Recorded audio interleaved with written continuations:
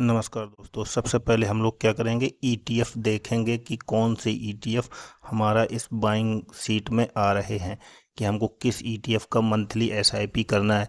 इसको monthly SIP या 15 days की एसआईपी आप अपने हिसाब से डिसाइड करना। मेरे हिसाब से 15 डेज की एसआईपी करना ज़्यादा ही एलिजिबल रहेगा, उपयुक्त रहेगा हम लोगों के लिए। अभी मैं इसको एक एक करके पहले ही बताना चाह रहा हूँ, इस सीट को कहाँ से लेंगे, इसको हम कौन सा ईटीएफ सिलेक्ट। SRTV करके जो लिखा है, शेयर जीनियस, ये रेंज है। Share genius ratio of technical valuation 0.96 से कम है तो हमको SIP स्टार्ट करनी है। अगर इसकी वैल्यूएशन 1.12 से ज़्यादा है तो प्रॉफिट बुक कर लेना है। ये कहाँ पर मंथली या 15 डेज पे अपडेट करूँगा इसको कि हम लोग कौन कौन सी करेंगे। तो सबसे पहले अभी आ रहा है हमारा IT की ETF।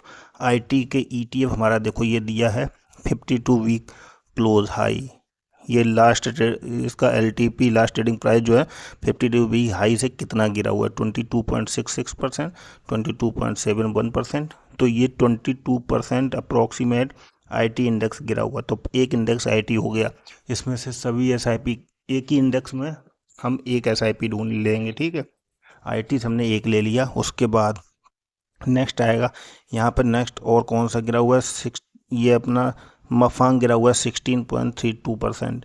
एमओ रियल्टी गिरा है 26.38%। और उसके बाद MAHK टेक गिरा हुआ है 36.57%। इनकी हाई से इतना डिस्टेंस है तो हमको कौन सा पिक करना है। उसको पहले IT इंडेक्स लेंगे, उसके बाद एमओ रियलिटी लेंगे, और MHK टेक और मफांग पे हम लोग ऑलरेडी पहले डिस्कस कर चुके हैं। हैंगसेंग बीज और MAHK टेक हमने लास्ट वीडियो दिया था, उसको एक बार जिसको देखना हो देख लें, कितना प्रॉफिट बुक किया। अभी उसको मैं रेफ़र नहीं करूँगा। अभी हमारा पहला हो गया IT इंडेक्स, उसके बाद दूसरा हो गया एमओ रियलिटी, तीसरा हो गया स्मॉल कैप। ये स्मॉल कैप 250 मोमेंटम है, तो स्मॉल कैप का करके आएगा। अभी मैं इसको साइट उस पर जाके अपने ब्रोकिंग उस पर प्लेटफॉर्म पर जाके दिखाऊंगा कि कहाँ हम कैसे करते हैं। पहले हम चलेंगे अपने प्लेटफॉर्म। स्टॉक हमारी SIP पे जाना है, ETF SIP लिस्ट। यहाँ पे ITB सिलेक्ट करेंगे, ये आ गया। प्लेस SEP रिक्वेस्ट करके इसमें आता है। ये देखिए क्वांटिटी अमाउंट वाइज चलेंगे हम लोग। अमाउंट कितना लगाएंगे, मंथली 3000। आप इसको क्वार्टरली कर सकते हैं, क्वार्टरली, फोर्टनाइटली करेंगे, वीकली भी कर सकते हैं, डेली भी कर सकते हैं, जैसे आपको प्रेफरेबल हो। फोर्टनाइटली करेंगे, कितना अमाउंट, महीने में अगर 3000 लगाना है तो 100।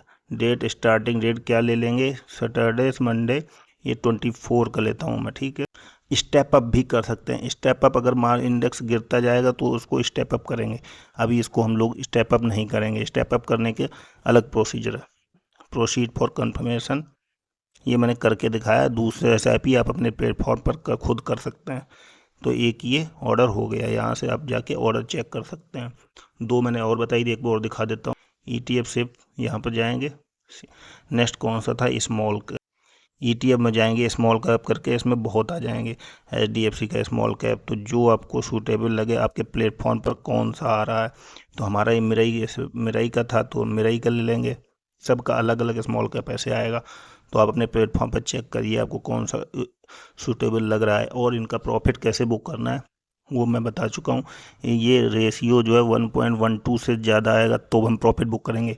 किस इंडेक्स का आ चुका है वो भी दिखा देते। देखिए अभी देखो, ये बहुत इंपॉर्टेंट है। सिल्वर 1.32, ये हमको कब बता देता है प्रॉफिट बुक कर लेने का, सिल्वर 1.32। उसके बाद गोल्ड 1 उसके बाद गोल्ड के बाद कौन सा इंडेक्स था, निफ्टी PSU बैंक भी। अभी आप देखा है PSU, निफ्टी PSU उस बैंक में प्रॉफिट बुकिंग हो सकती है। आप अपना देखिए क्या करना है। निफ्टी मेटल भी ऑलरेडी 1.13 आ गया है, तो profit booking, some part of profit booking expected है।